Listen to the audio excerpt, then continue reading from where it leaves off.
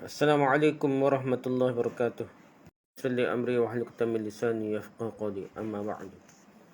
Kita sambung balik kitab kita ni, Kemunculan Golongan Qabriyah di Yaman dan usaha para ulama mengatasinya, karangan Profesor Dr. Basri bin Ibrahim Al-Azhari. Jadi kita masuk bab ketiga ni, kewujudan golongan Qabriyah di Yaman. Pendahuluan. Yaman merupakan sebuah negara yang terletak ke arah selatan negara Arab Saudi sekarang dah, bawah benua Hijaz tu balik bawah sekali . Masyarakat Yaman antara masyarakat yang awal memeluk Islam. Terutama sekali Huzaifah Al-Yamani yang dianggap sebagai setiausaha sulit Rasulullah SAW lah, yang mengislamkan, berdakwah sana lah. Beliau mempunyai keistimewaan, antaranya diberitahu oleh Rasulullah SAW tentang orang-orang munafik di kota Madinah. Jadi dia ni orang Yaman. Dan dia juga jadi kepercayaan Nabi lah. Rahsia-rahsia Nabi ayat dia tentang orang munafik lah. Rasulullah SAW pernah memuji masyarakat Yaman yang datang ke Madinah, yang ketika itu diketuai oleh Abu Musa Asy'ari. Masa tu tak. Jadi ketua dia mungkin Huzaifah, tapi ni Abu Musa Asy'ari dah. Abu Musa Asy'ari dia berdatang daripada Yaman dah. Masyarakat Yaman disifatkan oleh Rasulullah SAW sebagai masyarakat yang baik dan peramah. Meskipun demikian, masyarakat Yaman seperti juga masyarakat bandar-bandar besar Islam yang lain yang terdapat dalam negara-negara Islam tidak sunyi daripada ditimpa gejala amalan kuburiyah. Jadi Yaman baik comel setang mana pun, amalan kubur ni, pengagungan kubur ni ada dah dalam kalangan segelintir penduduknya, bukan semua dah. Syiah pun ada dah, tak boleh kata tak ada orang sesat lah. So dah Syiah pun ada dah. Ini diperakui oleh tokoh-tokoh ulama daripada Yaman sendiri seperti Syekh Ismail Al-Ansari lah, Ibn Amir San'ani, Syekh Muhammad Ali Asy-Syaukani lah, Syekh Hasan Al-Muallim, ni Habib kot lah, Hasan Muallim dia, dan lain-lainnya. Apalagi hari ini upacara menziarahi kubur Nabi Hud AS dilihat oleh setengah orang sebagai hampir-hampir menyerupai pelaksanaan ibadah haji yang melibatkan wukuf, mandi di anak sungai dan juga melontar. Jadi upacara dia tu seperti upacara haji lah. Jadi telah tukar pengagungan terhadap Allah SWT yang sepatutnya berlaku di Mekah dah. Sebab apa kita pergi Mekah? Kita nak agungkan Allah SWT dah. Sebab kita anggap Allah SWT Tuhan. Tapi apa yang berlaku di kubur Nabi Hud ni, seolah-olah ada upacara haji di kubur Hud. Seolah-olah kubur Nabi Hud tu macam Tuhan juga lah. Ada macam tawaf dah. Dan juga ada mandi lah, ada upacara mandi macam Sungai Gangga ke apa dah. Ataupun baptis Kristian, jadi ada unsur-unsur tu. Dan juga melontar pada juga dah di tempat kubur Nabi Hud dah. Ada unsur-unsur haji dah.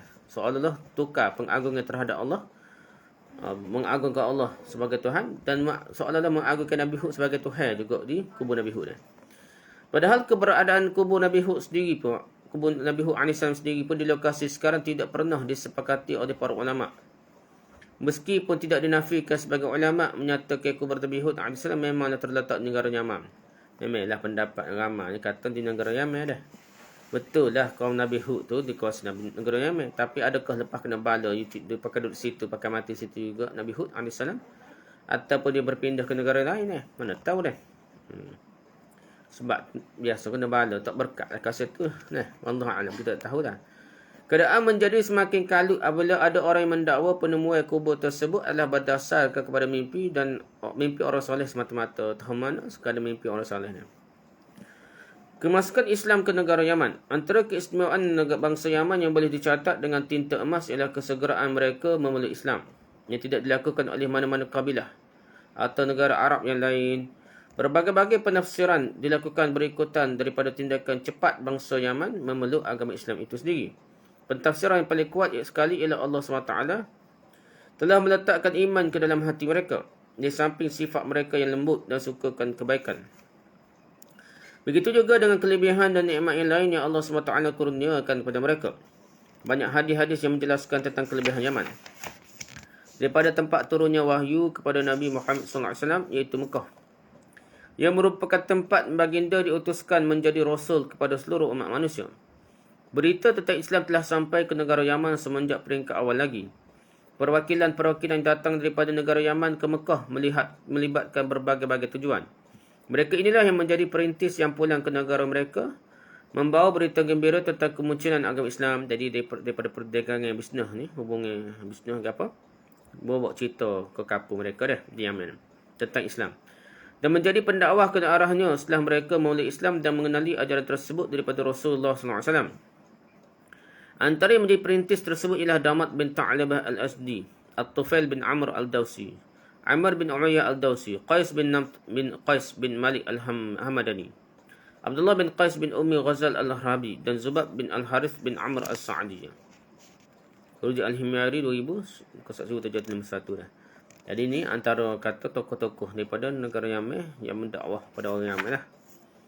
Saya tak tahu Abu Musa Asy'ari salah seorang. Tahu Abu Musa Asy'ari ni orang Yaman ke? Tahu lah gitu lah lebih kurang dah. Huzaifah al-Yamani dah. Huzaifah tu memang orang Yaman, Huzaifah al-Yamani lah. Gitulah. Setelah mereka memeluk Islam dan kembali ke negara Yaman, ia memberi kesan yang sangat besar dalam penyebaran Islam dalam kalangan masyarakat negara tersebut. Antara orang Yaman yang menemui Rasulullah SAW dan seterusnya menetap di Madinah sebagai seorang muhajirin ialah Abu Musa Asy'ari sendiri, dan kabilah beliau golongan Asy'ari dah. Dia orang Yaman juga, tapi Asy'ari tu di segi kabilah dah. Abu Hurairah pun orang Yaman juga dah, dan lain-lainnya. Pada tahun berbagai-bagai delegasi asing menemui Rasulullah SAW. Baginda menyampaikan berita gembira kepada para sahabat tentang kedatangan delegasi ini daripada negara Yaman. Delegasi yang datang daripada negara Yaman merupakan delegasi Arab yang paling baik sekali. Rasulullah SAW sangatlah gembira dengan kedatangan delegasi tersebut, rombongan tersebutlah, dan baginda mendoakan kebaikan untuk mereka. Delegasi atau rombongan tersebut pulang ke negara Yaman dalam keadaan beriman dengan penuh keikhlasan. Iman dan Islam mulai tersebar ke seluruh pelosok negara Yaman. Utusan Rasulullah SAW ke negara Yaman. Apabila Rasulullah SAW dapat melihat kebaikan masyarakat Yaman dan kesediaan mereka menerima iman dan Islam, begitu juga setelah baginda dapat memastikan keikhlasan masyarakat Yaman terhadap ajaran Islam, mana Islam telah tersebar ke seluruh negara Yaman.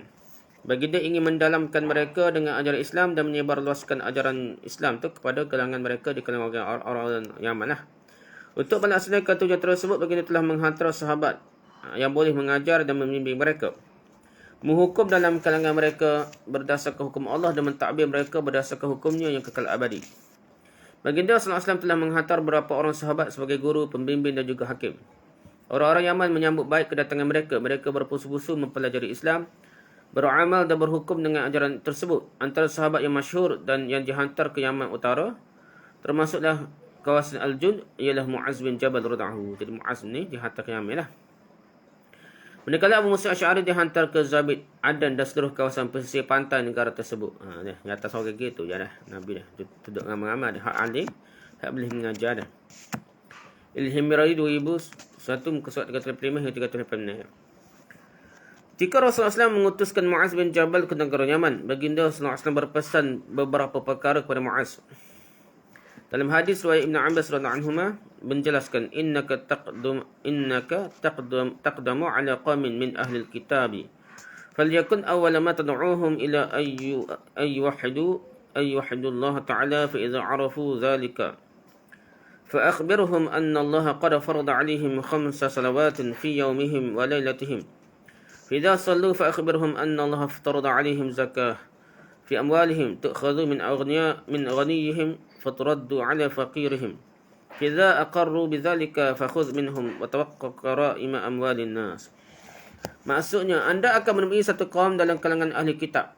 Perkara pertama yang anda perlu lakukan ialah menyuruh mereka mentauhidkan Allah SWT. Nombor satu, tauhid tu kan. Ahli kitab ni tahulah ada pengaruh ahli kitab juga pasal dia di sebelah dia tu, patah sebelah tu Ethiopia tu Kristian dia. Jadi yang mendekatlah. Apabila mereka telah mengetahui perkara tersebut, tauhid Allah ni, beritahulah mereka Allah SWT telah memfardukan ke atas mereka solat 5 kali sehari semalam. Apabila mereka telah menunaikan solat, beritahulah mereka Allah telah memfardukan zakat pada harta mereka.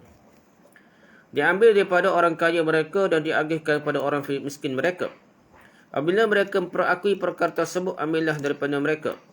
Jauhilah daripada mengambil harta yang bernilai sahaja daripada mereka. Jangan ambil harta mahal-mahal dah, ambil sederhana dah. Hadis Bukhari 1824. Rasulullah SAW mengutuskan Mu'az bin Jabal ke negara Yaman pada peringkat permulaan dan tidak mengutuskan Abu Musa Asy'ari. Kerana Abu Musa datang daripada masyarakat Yaman itu sendiri dan banyak mengetahui tabiat masyarakat Yaman. Setelah itu barulah baginda menghantar kedua-duanya ke negara tersebut, mengikuti wilayah telah ditetapkan untuk mereka sebagaimana dijelaskan di atas. Kalau dia orang kapur ni tak bisa mana. Hebat sama mana pun, tak hebat mana je. Bisa kira orang kapur tu rasa kena ayat kecil nak kita. Jadi kena tahu orang lain dulu hak bisa lah. Rasulullah SAW menyampaikan beberapa pesanan. Antara pesanan tersebut terdapat dalam hadis riwayat Abu Musa Asy'ari radhiyallahu anhu. Basyiru wa la tunaffiru wa yassiru wa la tu'assiru. Maksudnya gembirakanlah dan jangan larikan orang lah, wala tunaffiru, daripada Islam. Wa yassiru, permudahkanlah, wala tu'assiru, dan janganlah menyusahkannya lah, dan jangan memayahkan. Hadis riwayat Muslim. Benar lah. Kedua orang sahabat itu keluar dalam keadaan berpegang teguh dengan pesanan yang disampaikan kepada baginda. Kedua-duanya telah menjalankan tugas masing-masing dengan penuh keikhlasan. Dalam masa yang sama juga masing-masing juga saling menziarahi dan saling memantau apa yang dilakukan antara satu sama lain. Masyarakat Yaman Islam yang belum memeluk Islam mulai berbondong-bondong memeluk Islam menerusi tangan mereka berdua. Iman dan ilmu mulai tersebar secara meluas di negara Yaman ketika itu. Selain daripada mereka berdua, Rasulullah SAW juga mengutuskan beberapa orang sahabat lain ke negara Yaman. Antara yang pernah diutuskan ke Yaman ialah Ali bin Abi Talib, Khalid bin Al-Walid, Jarud bin Abdullah Al-Bajali, Khalid bin Sa'id bin Al-Ais, Tahir bin Abi Al-Halah, Ya'la bin Umayyah, Amru bin Hazam, Ziyad bin Labib Al-Bayadi, dan Ukasyah bin Thawra. Utusan-utusan ini berjaya meninggalkan kesan yang besar kepada masyarakat Yaman. Mereka semua mendapat sambutan yang baik dan kasih sayang daripada masyarakat Yaman. Al-Himyari 2000, cetakan 2000 lah, juzuk ketiga, muka 1732. Aliran-aliran yang masuk ke negara Yaman semenjak zaman Islam sehinggalah ke zaman kerajaan As-Salihiyah lah. Aliran mana dah masuk mazhab agama dah. Islam sampai ke negara Yaman dalam keadaan bersih, suci bersih dan tidak pernah bercampur bau dengan sesuatu yang mencemarkannya pada peringkat awal lah. Ketika ia masuk ke negara Yaman, ia tidak masuk sebagai sebuah mazhab fiqh, aliran akidah maupun tasawuf tertentu. Tidak sebagaimana yang berlaku di beberapa buah negara Arab yang lain. Hal tersebut kerana ia masuk menerusi tangan para sahabat dan tokoh-tokoh besar ahli sunnah wal jamaah. Rasulullah SAW memerintahkan umat Islam di Yaman merujuk kepada mereka apabila berlaku sesuatu perselisihan. Manhaj dan jalan mereka kekal terpelihara di negara tersebut sehinggalah ke hari ini di bawah jagaan Allah SWT. Meskipun tidak dinafikan bila berlaku kemasukan beberapa mazhab dan manhaj tertentu ke negara Yaman dalam tempoh tertentu. Meskipun kebanyakan pemerintah Yaman berusaha untuk menghapuskan ajaran para sahabat itu dan cuba menerapkan mazhab mereka dan manhaj mereka ke atas rakyat negara Yaman, usaha mereka tetap menemui kebenaran. Tetap ada orang yang berada di atas al-haq, atas kebenaran, di atas hak. Walaupun kemasukan ajaran Syiah lah, Zaidiyah lah, Huti lah, apa dah, tetap ada juga orang yang tetap berpegang pada sunnah. Kemasukan aliran Syiah ke Yaman. Antara aliran yang paling awal masuk ke negara Yaman ialah mazhab Syiah. Hal tersebut kerana masyarakat Yaman mempunyai pendirian dan sikap yang baik terhadap Sayyidina Ali radhiyallahu. Mereka merupakan kabilah yang paling kuat dan paling ramai menyokong Sayyidina Ali lah. Rujuk Al-Hamadani 986 muka 17. Oleh kerana itu tidak heranlah kalau ia memberi kesan pada kabilah dan ahli keluarga mereka di negara Yaman. Sumber-sumber sejarah negara Yaman menjelaskan bagaimana Muawiyah yang dihantar ke Yaman iaitu Busur bin Arta'ah menunjukkan interaksi yang agak keras terhadap beberapa kabilah negara itu, terutama sekali kabilah Al-Hamadan yang merupakan kabilah yang paling kuat mendukung Sayyidina Ali. Sehingga mereka menyandarkan sebuah kata-kata yang dikatakan dikeluarkan oleh Sayyidina Ali radhiyallahu. Itu sekiranya aku menjadi penjaga pintu syurga, sudah tentu akan mengatakan pada kabilah Hamadan, masuklah ke dalam syurga dengan selamat. Kemasukan mazhab Syiah ke negara Yaman tidak ada seorang pun yang mempertikaikannya. Cuma persoalannya golongan Syiah yang mana satukah yang masuk ke negara Yaman ketika itu. Jika diperhatikan catatan sejarah, didapati golongan Syiah yang dimaksudkan sebagai mazhab pertama memasuki Yaman lebih berbentuk sokongan ke atas Sayyidina Ali radhiyallahu saja, sokongan politik lah, bukanlah akidah masa tu kan. Dan tidak melibatkan mazhab fiqh maupun akidah seperti mazhab Syiah Zaidiyah dan Ismailiyah. Tak maksud lagi masa tu tau, Zaidiyah ke Ismailiyah ke gapo ke Isna Asyariyah ke dah. Tapi sehari Yaman ni Zaidiyah dan Ismailiyah lah kena masuk dah. Allah diakui terdapat isyarat yang menunjukkan kewujudan golongan Syiah Imam 12 di Yaman juga pada pertengahan kurun ketiga Hijrah. Masuk juga dah Syiah Imam 12, Ithna Asyariyah Ja'fariyah dah. Hal tersebut dikatakan berlaku ketika Ali bin Al-Fadl Al-Jadni, yang merupakan pemimpin golongan Qaramitah di Yaman. Jadi Qaramitah ni ada juga di Yaman dah. Pemimpin Qaramitah di Yaman dan seorang yang bermazhab Syiah Imam 12. Qaramitah di Yaman ni mazhab Imam 12 juga dah. Menunaikan fardu haji kemudian menziarahi kubur Sayyidina Husain. Lepas pergi fardu haji, ziarah kubur Sayyidina Husain. Di situlah beliau bertemu dengan Maimun Al-Qadahi. Maimun Al-Qadahi. Ada juga yang menyatakan Abul Fadl mengambil mazhab Syiah Imam 12 daripada satu kaum yang bermazhab tersebut di Aden, Yaman. Aden ni tempat Musa Asy'ari dakwah ni. Ada dah lah. Syiah Imam 12 dah. Rujuk Al-Miani asal Yamani dah. Tahun muka 81. Kemasukan aliran Al-Ismailiyah ke Yaman. Syiah berat lagi ni Ismailiyah dah. Aliran Ismailiyah merupakan antara aliran awal yang masuk ke Yaman. Aliran ini Syiah Ismailiyah ni. Aliran ini berbeza dengan mazhab Syiah yang disentuh sebelum ini. Syiah Tadiyah ke Syiah Ithna Asyariyah 12 tu, 12 imam ke ataupun Ja'fariyah tu lain dah. Ismailiyah lain dah.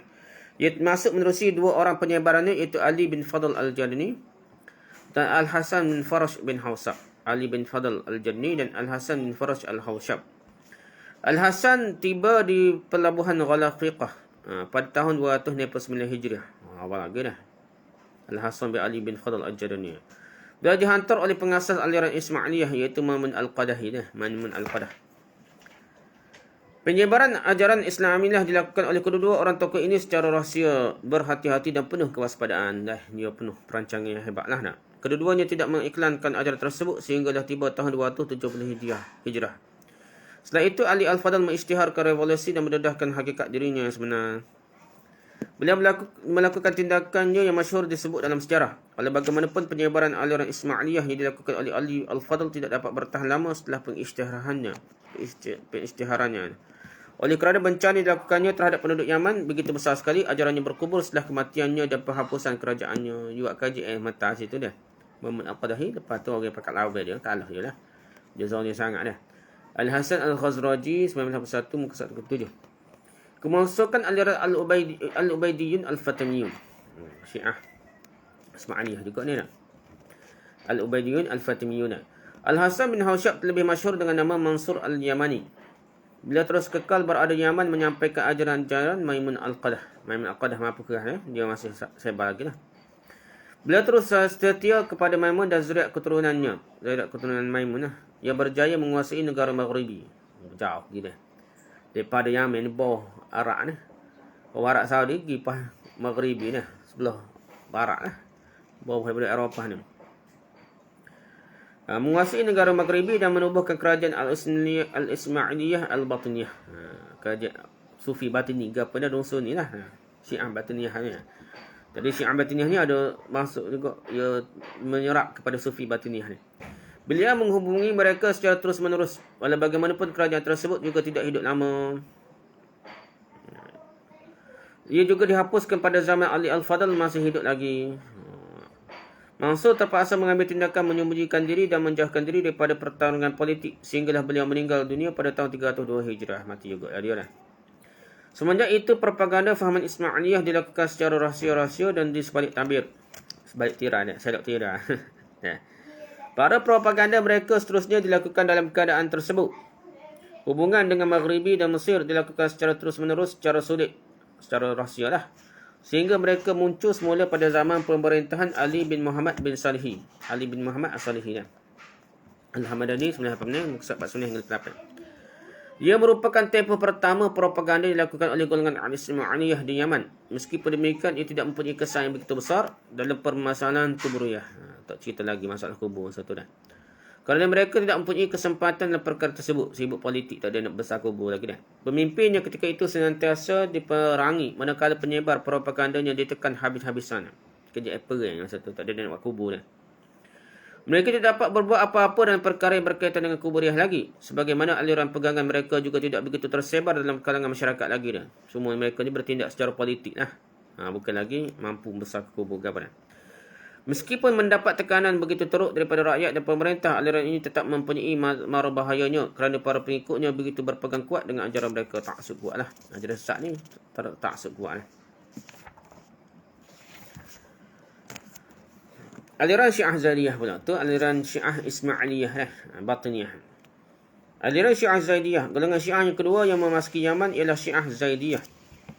Aliran Syiah Zaidiyah masuk ke Yaman pada tahun 284 Hijrah. Dia berikutan tibanya Imam Yahya bin Al-Husain ke Sa'dah. Buat kali kedua dia membina negara itu. Buat negara ni, bina kajik dah. Masa tu tak payah mana buat kajik dah. Gitulah tempat kita Malaysia ni tak. Dulu Kelantan ke Terengganu ke apa tu negara, bukan negeri dah. Masing-masing tu ada pemerintah sendiri, tidak terikat masing-masing. Kada perang sama sendiri dah. Terengganu perang dekat Kelantan. Gitulah zaman dulu dah. Begitu juga di tempat Yaman ni, siapa yang kuat sikit, tumbuh ada pengaruh politik sikit, kekuatan tentera sikit, dia pun serang orang lain, kalah orang lain, jadi boh dia pula dah. Tak ada terikat pada negara yang besar lah. Walaupun sebut khalifah pun gitu keadaan di zaman dulu dah, pasal jauh antara satu sama lain lah. Setelah itu beliau berusaha menyebarkan faham Syiah Imam 12 dalam kalangan orang ramai. Memula Imam 12 dulu dah. Setelah itu ia disambung oleh anak cucunya dan setengah imam dalam kalangan imam ahli bait yang berpegang dengan mazhab Zaidiyah. Lepas tu tak tahulah dah. Jadi Imam Zaidiyah pula dah. Semenjak itulah kerajaan Imam Zaidiyah mulai kukuh sehingga imamnya yang terakhir Muhammad Al-Badr disingkirkan pada tahun 1962. Aduh. 1962 baru suki. Ya. Hal tersebut disebabkan berlaku revolusi dan penubuhan Republik Arab Yaman. Gitu. Baru lama juga kajian dia. 1962 baru habis licin dah. Jadi kita bayar ke kekuatan dah. Kekuatan kerajaan dia lah. Hal tersebut disebabkan berlaku revolusi dan penubuhan Republik Arab Yaman. Semasa golongan Syiah Zaidiyah memerintah negara Yaman, negara dan kekuasaannya digunakan sepenuhnya untuk mendukung akidah dan mazhab yang menjadi pegangan mereka. Golongan Syiah Zaidiyah juga menundukkan faham fiqh mazhab Zaidiyah dan asas-asasnya ke dalam kubu politiknya. Ada mazhab fiqh dia dah. Sebab itu Imam Syaukani kau gapo ni tak, Imam ada unsur lah. Ibn Amir An-Nasrani ni ada unsur saja, tapi dia ni sikap berterbuka tu jadi banyak, jadi terpengaruh dengan mazhab Ahlussunnah Wal Jamaah lah. Meskipun golongan ini masuk dalam tempoh yang awal ke negara Yaman dan berjaya memerintah negara tersebut dalam tempoh yang sangat lama, yang tidak mampu dicapai oleh mana-mana kerajaan atau golongan yang lain pun, nama Syiah Zaidiyah banyak menggunakan pengaruh politiknya. Dia main politik juga, dia main kahking tekan mazhab dia kan. Dari segi hakikatnya, rakyat Yaman membenci apa yang difardukan atas mereka. Rakyat Yaman tak suka pun dah. Oleh kerana itu tidak heranlah kalau rakyat begitu bergembira apabila kerajaan Syiah Zaidiyah berjaya ditumbangkan kerana mereka dapat mengiklankan semula akidah dan prinsip yang mereka pegang. Sebenarnya dia sampai menolak segala syiar-syiar khusus berkaitan aliran Zaidiyah yang difardukan, diwajibkan pada mereka dengan menggunakan kuasa politik. Rujuk Ahmad. Tadilah Hasan Ma'alim. Al-Zubairi Muhammad Zaid. Lepas tu aliran Khawarij ada juga dah. Golongan Khawarij yang paling masyhur muncul di Yaman ialah golongan Ibadiyah yang merupakan pengikut Abdullah bin Abad. Ibadiyah merupakan golongan Khawarij yang paling kurang sekali penyelewangannya dan paling dekat dengan golongan Ahlussunnah Wal Jamaah. Rujuk Syahrustani 1991 muka 98 hingga 99. Jadi golongan Khawarij golongan Ibadiyah ni ada pahala ni dah. Dah. Orang kata di apa? Ada di Bahrain ke apa dah. Jadi ada lagi yang ada mufti dia dah. Ada orang adim dia. Sebagaimana dimaklumi, golongan Khawarij muncul setelah berakhir majlis tahkim antara Ali dengan Muawiyah. Jadi Khawarij ini timbul peristiwa untuk perdamaian antara Ali dan Muawiyah ni, peristiwa tahkim, dia pun memberontak dah.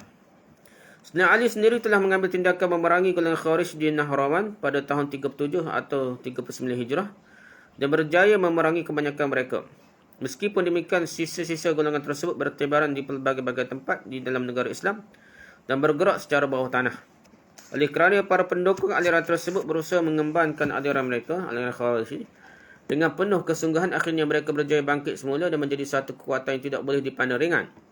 Ia telah menimbulkan keresahan pada kerajaan Bani Umayyah, sehingga ke peringkat akhir kejatuhan mereka dan kemunculan kerajaan Bani Al-Abbas pula dah. Salah seorang daripada mereka telah berjaya sampai ke negara Yaman pada peringkat awal penubuhan kerajaan Bani Al-Abbas. Berdasarkan laporan Al-Khazraji, golongan Khawarij pernah menyerang Yaman. Wahab bin Munabih berusaha menentang mereka dengan menggunakan bantuan daripada penduduk Sana'a tetapi tidak berjaya. Penduduk Sana'a terpaksa berdamai dengan mereka dan membayar tebusan pada golongan tersebut sebanyak 100,000 dinar. Bayar tebusan dah. Cukai ke belah. Bagi membayar hutang tersebut, penduduk Sana'a terpaksa meminta pertolongan daripada penduduk Makhalif. Penduduk Makhalif telah membantu menyelesaikan hutang tersebut. 91-22. Ini masalah kita ni orang Islam balas sama diri. Apa kuat dah. Abdullah bin Yahya Al-Kindi yang merupakan pemimpin golongan Khawarij yang pertama di Yaman, ketika menubuhkan kerajaannya di Hadramaut. Ini kerajaan di Hadramaut ni. Golongan Khawarij pertama-tama Umayyah ni. Beliau telah menulis kepada para pengikutnya di Sana'a supaya bergabung dengan beliau.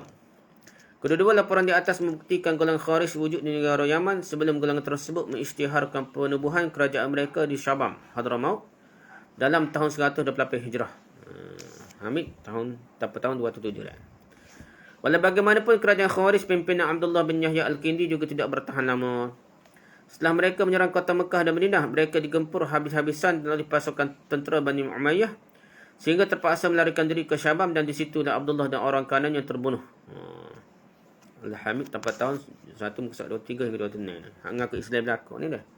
Apa yang sama diri ni? Okay, aliran tasawuf pula ni.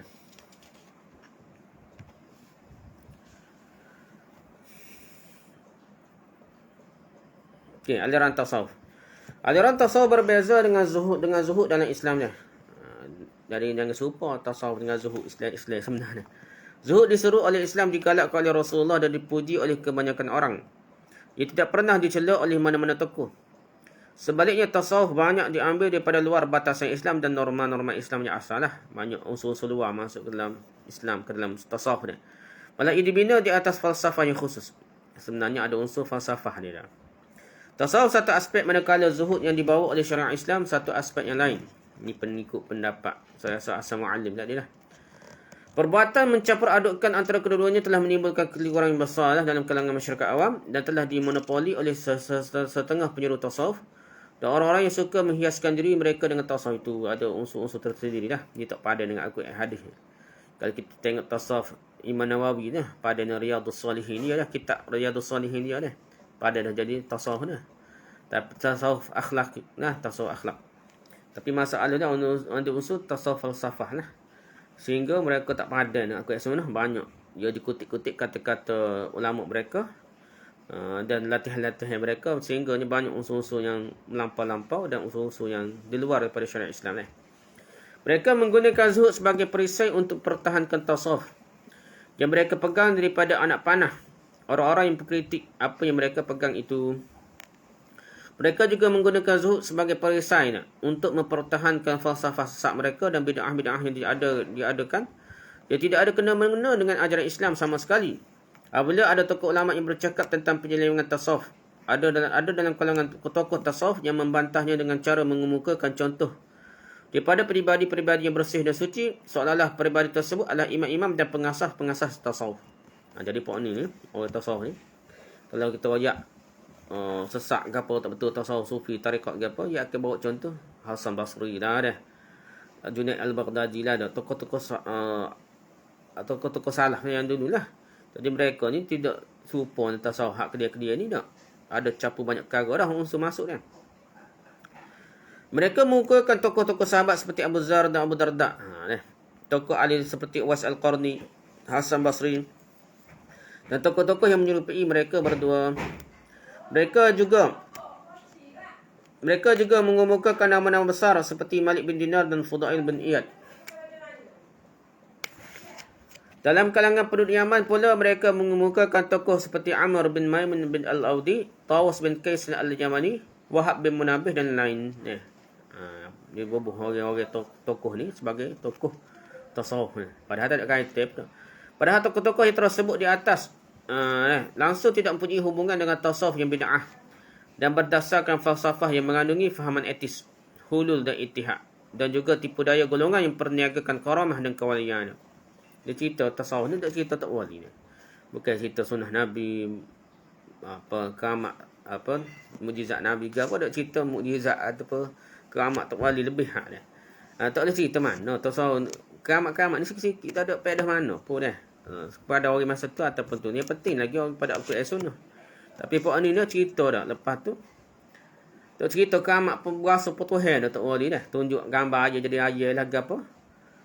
Lepas tu dok minta dengan Tok Wali anggap bukan Tuhan lagi. Bukan Tuhan lah apabila dia anggap kuasa Tok Wali tu supaya kuasa Tuhan dah. Dok cerita kiamat tu sampai macam ada kuasa dah.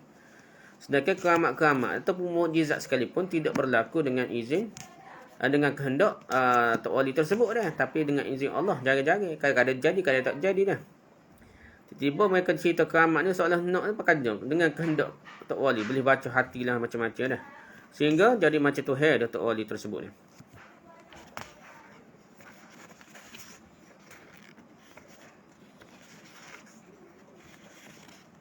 Kita sekat ni.